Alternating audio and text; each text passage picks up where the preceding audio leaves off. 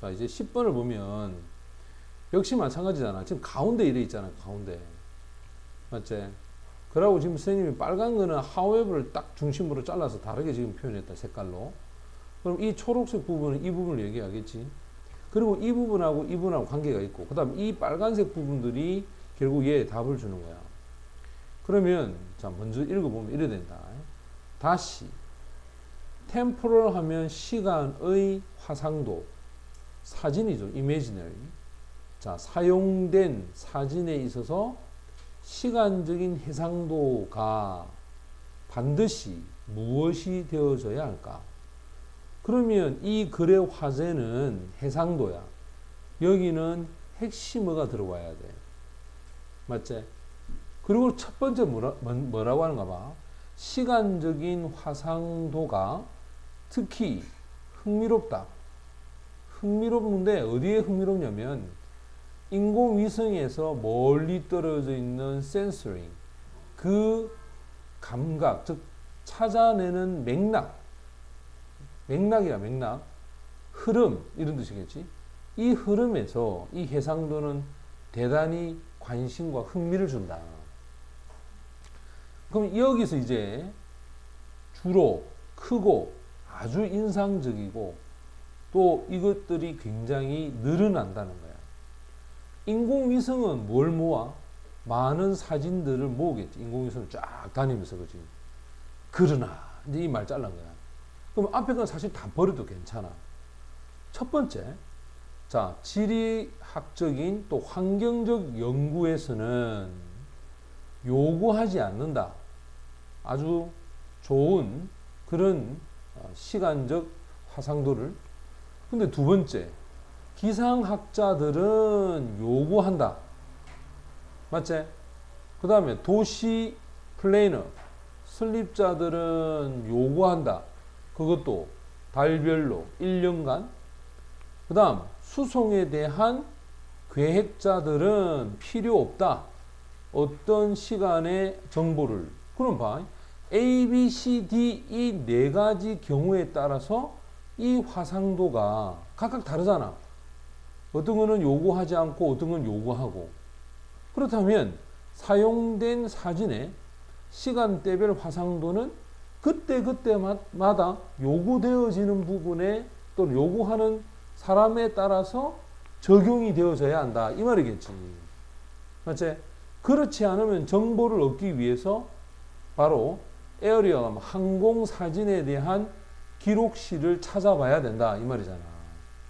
그러면 답은 그때그때 필요한 것에 충족을 시키는, 당신이 요구되는 것에 있어서의 어떤 충족을 시키는 형태가 되어져야 한단 말이야. 왜?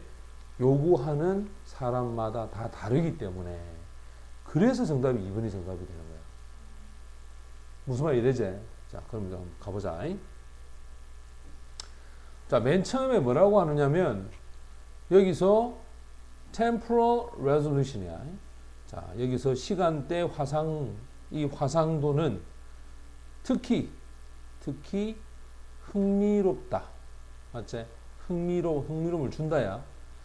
맥락이야. context야. 맥락에 따라서 어떤 맥락이냐면 인공위성에서의 멀리 떨어진 것에 대한 어떤 센서, 감지를 얘기하죠. 시간대별 이 density, 밀도야. 멀리 떨어져서 감지된 그 사진, imaginary, 이 사진의 밀도, 이 밀도는 아주 크고 인상적이고 그것이 점차적으로 자꾸 늘어납니다.